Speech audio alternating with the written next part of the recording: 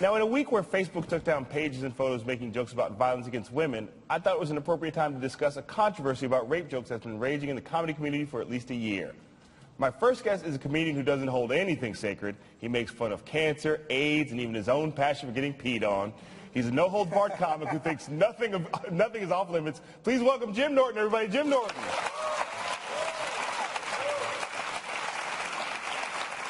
And my second guest is the woman who literally wrote the blog on what's wrong with rape jokes. She's called out everybody from Louis C.K. to Daniel Tosh, and now she's ready to put Jim on blast. Please welcome Jezebel staff writer Lindy West, everybody. Lindy West.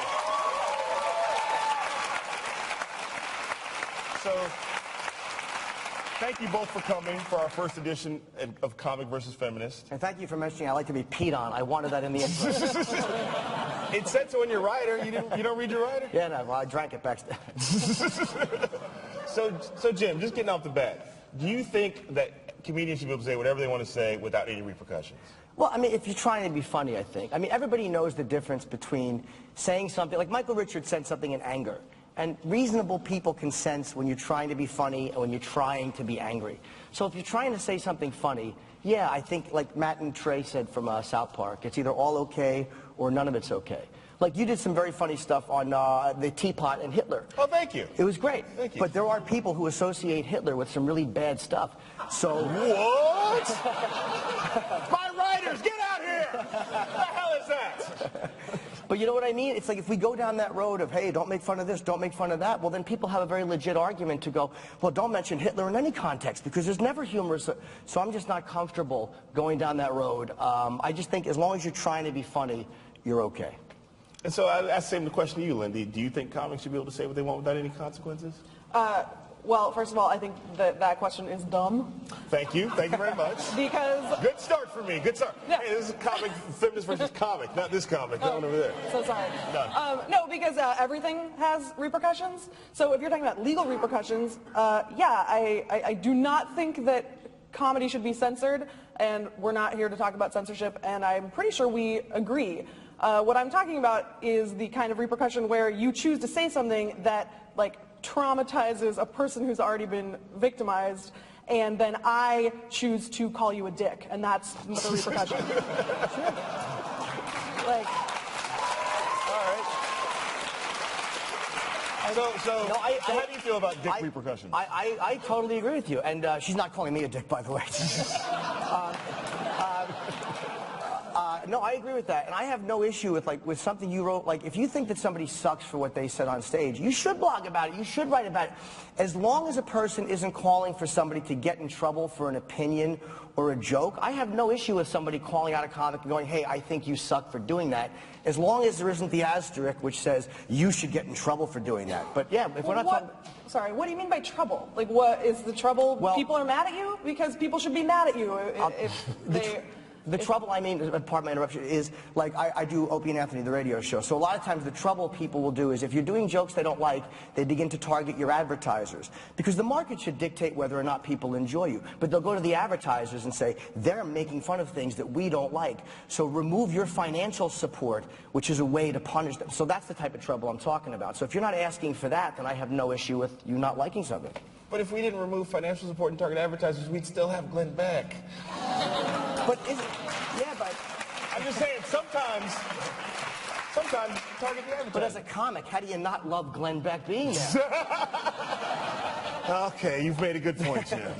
I mean, for comedians, the worse things are, the better it is for us. I mean, do you really want a president that's doing a great job and happy? There's nothing to talk about. But the faster things go down the toilet, like, ooh, good, this is going to be a great week.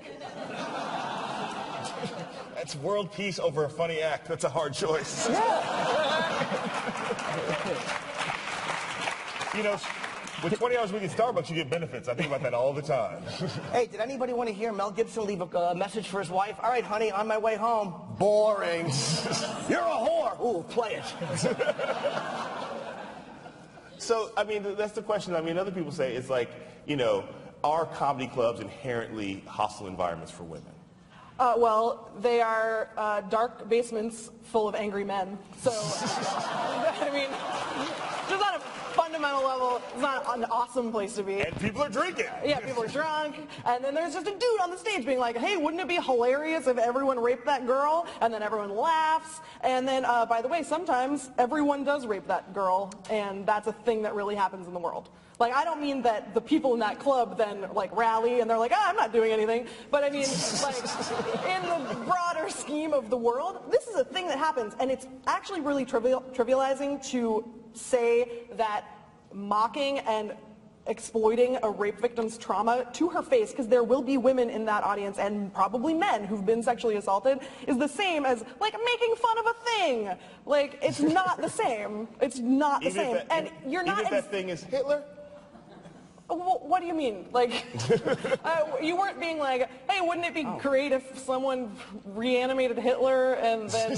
Wait a minute, let me write this down. And you knew... On next week's show, we will be doing And by the way, it's not like you know that a third of your audience are like Holocaust survivors who like are also being like systematically silenced and told not to, don't talk about the Holocaust because no one wants to hear about it, and also you were probably kind of asking for the Holocaust.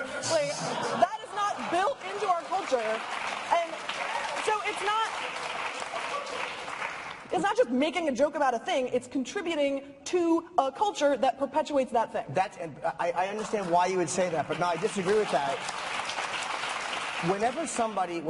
And I understand the emotion behind not wanting people to mock certain things, but nobody ever just comes out and says, you can't say that because I don't like it.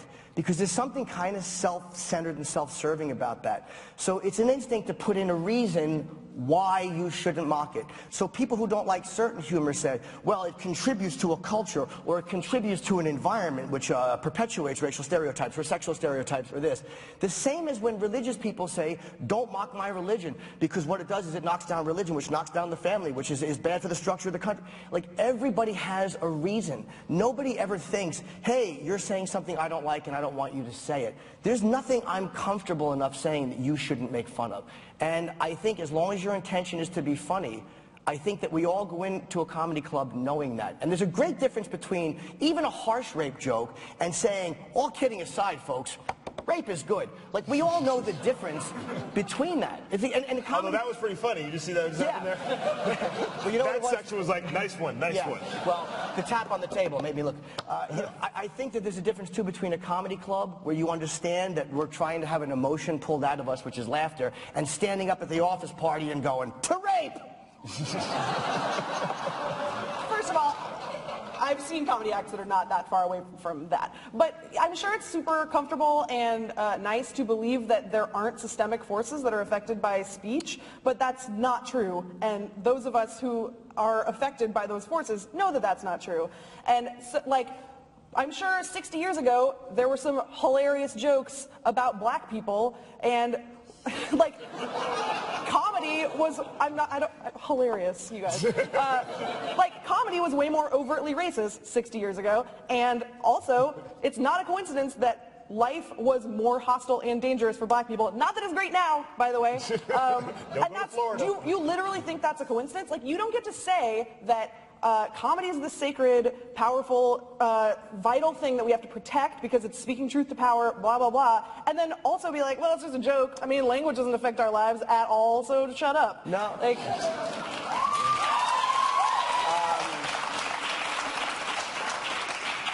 comedy is not a cause of what happens in society. A lot of times it's a reaction to what's happening and a reflection of what's happening. And comic speech has never inspired violence. The only group that I think owes an apology for real to all of us is the press. Like, you know, take school shootings. The psychologists, FBI profilers always tell them, do not print the manifestos of these people. Don't show their photos. It contributes to violence. And they know it. The press knows this, and they do it anyway. Comedy has never contributed to, you know, two Jews walk into a bar, kill those kikes! It's never happened. Never. Nobody thinks that way. We don't know that's not how the Holocaust got started. We don't know that. 6 million Jews walk into a bar. All right, maybe. But I would just argue that, like, context is a thing, because I've certainly been in a comedy club where a comic who wasn't black told a black joke, and suddenly I felt like everybody looked over at me like, is that true, black guy? But I wasn't afraid of those people following me in my car. Right. They were afraid I would follow them to their car. Yay, oppression. that was exactly what I'm talking about, like by the way. Context means something, right? Like sometimes... Sure, but let's be honest. If it's context, then I think the next time somebody walks through a museum and sees a painting that they find highlights or perpetuates a thought that they find objectionable, even a thought they should find objectionable, then they should take a towel and throw it over the painting. Or I think the next time that person goes to a movie and there's a rape in a movie, they should stand up and hold the board in front of the screen so nobody else can see it. Now, if you did that, people, like, look what happened to Giuliani when he tried he went after the Brooklyn Museum of Art. People were like, you fascist, you're going after art for something you don't like. But if you try to get mad at a comedian for telling a joke you don't like, people are like, you go, girl. And it's like, it's either all okay or none of it's okay. I understand why rape is an offensive, awful thing. No one is saying it's not. But sometimes comedy does trivialize what is truly horrible. The roughest set I've ever seen a comedian do is Joan Rivers. I went and saw her at the Cutting Room a few years ago. And I think she's one of the most underrated comics ever. And she did a brutal, and I say that with affection, a brutal set. She talked about 9/11, she talked about AIDS, and I mean it was rough. And she had zero respect for the boundaries of society. And we all knew why we were there, and we all knew that she was just taking everything that hurts us and everything that's sad and everything that's miserable and just turning it upside down and looking at it. And we all walked out of there the same as when we walked in. Nobody walked out thinking, hey, AIDS is hilarious. AIDS isn't sad and terrible. 9/11 is irrelevant. We all walked out feeling the same about those subjects. But the relief of comedy is it takes things that aren't funny and it allows us to laugh about them for an hour, and then we have the rest of the day to look at them like they're as horrible and sad as they really are.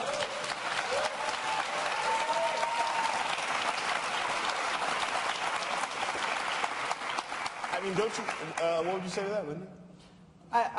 Obviously, our opinions on how speech affects the world are very different.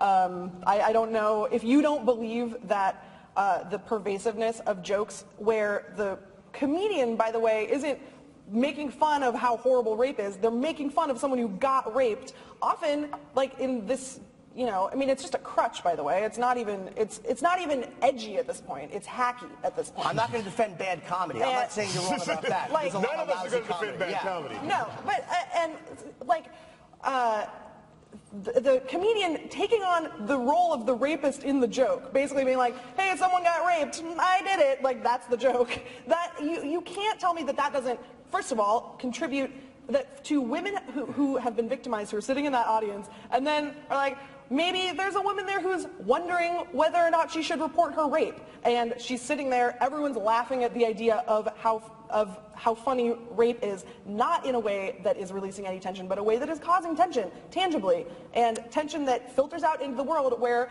we now live in a country where teenage boys think it's totally cool and hilarious to just put their fingers in the vagina of a passed out child and then videotape it and put it on the internet. And people reacted appropriately. People reacted appropriately. Really? People who saw that are disgusted by that. I'm not talking about the way the school covered it up, but the fact that society looked at that and all of us are repulsed by it. All of us were not repulsed by it. The a lot majority, of people, no, a lot of people. But that's have you been on Twitter lately? Yeah. It's kind of the worst thing ever. I write LOL a lot. Two things about the rape joke. First of all, I understand what you're saying about someone saying, hey, I'm the rapist. And you could say, okay, that's a terrible joke, and I'd probably agree that joke sucks. But the point of that joke would be the misdirection of saying, no reasonable person thinks that guy is telling the truth. Nobody thinks that he's actually going, hey, I'm the rapist, and meaning, and I want to say, too, you're talking about, well, that by trivializing it, it's encouraging it. Your Twitter picture is Jeff Goldblum. Jeff Goldblum's first role was a brutal rapist in Death Wish. Now, I'm not saying anything against Jeff Goldblum, but Are you here to accuse Jeff Goldblum? Yes. but he picked up a blackjack and he said, you rich C, and he called her the C word, and they beat her to death in Death Wish. Now, we all understand, oh, that's an actor doing a role, but why as an artist do we give an actor a pass for convincingly playing a brutal rapist, but go after a comedian for making fun of something and mocking something? And, like, why do we allow an artist to do something convincingly that brings up, what's going to affect a rape victim more? Seeing that rape acted out properly, or hearing a dumb comedian make fun of it? I mean, let's be really honest. Well,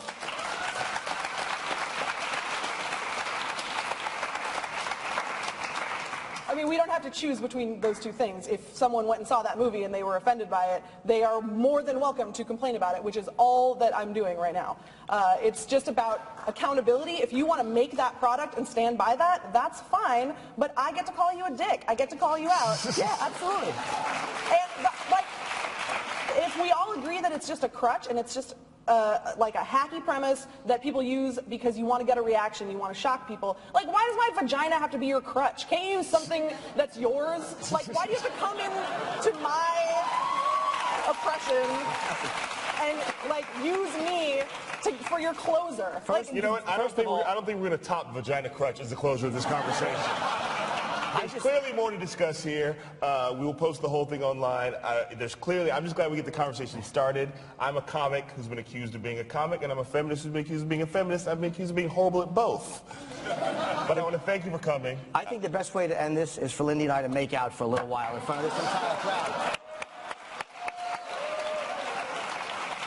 Maybe you and I make out for a little while? Lindy West and Jim Norton, everybody. Give them up. Catch Jim's stand-up special, American Theater, on FX in August, and read Lindy West on Jezebel.com. Give a round of applause, everybody.